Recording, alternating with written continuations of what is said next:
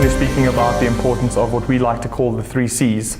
So that's remarkable content, which you then use to engage with a community, and that community could be existing followers and fans, it could be your target market.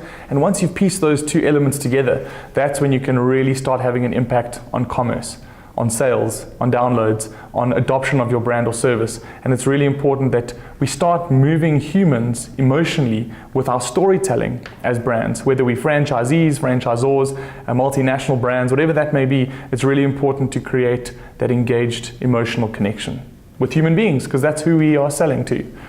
It's 2016, storytelling has become story selling. If you don't have a strong enough story to tell, then people are less inclined to actually part with their hard-earned cash with you as a brand.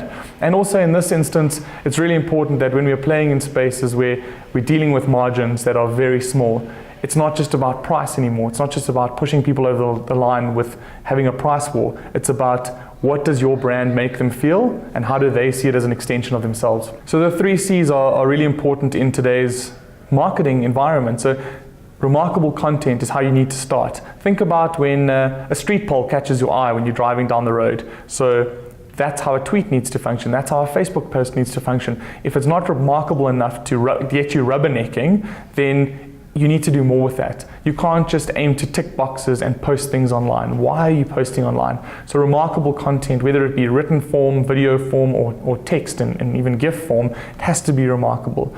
Then taking that content and investing it in the right community, making sure your content works for the right platforms. A Facebook post isn't just a copy and paste of a tweet or of an Instagram post, for example. Blogging is still incredibly important in the B2B environment. So marry those 2 things together. Remarkable content, right community. Get those 2 things working together so that you can ultimately lead to sales, the commerce function of the actual 3 C's.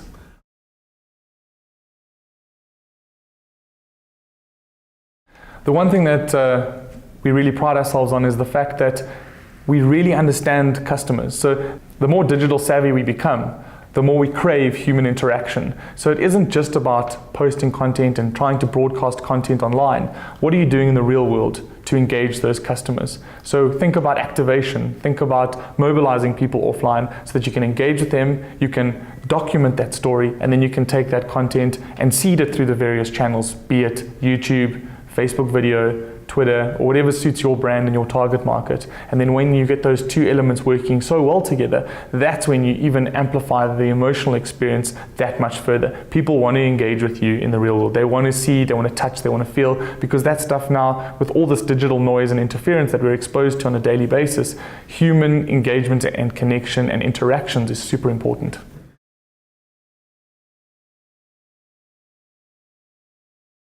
We delve into something that we like to call our 4-pillar approach. And that, quite simply put, is that you start off with strategy.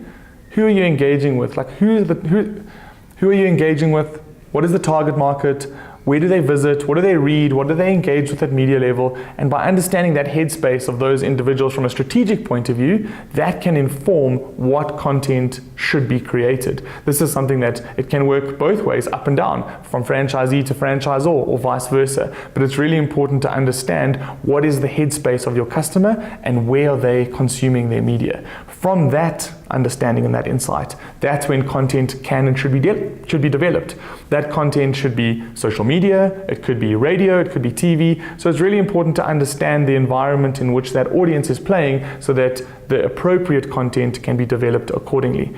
Once you've got that second element, then how do you get it out there? How do you get the content disseminated? What channels do you push it through? Are you buying Facebook ads? Are you doing AdWords? Are you maybe perhaps running YouTube pre-rolls? These are all things that are important to make sure that content is married with the channels and the distribution thereof to get to the audience and to the customer, so that ultimately you can drive sales, foot traffic, engagement with brand, increase of brand awareness.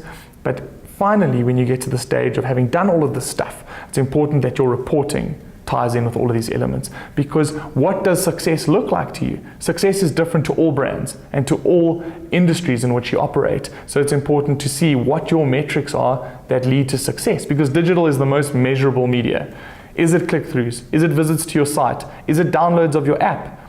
Or is it filling in a form to download a white paper in a B2B environment? Those metrics are key to see that your reporting shows that your strategy, your content creation, and your content dissemination have all tied in with what your brand is trying to achieve from a financial point of view.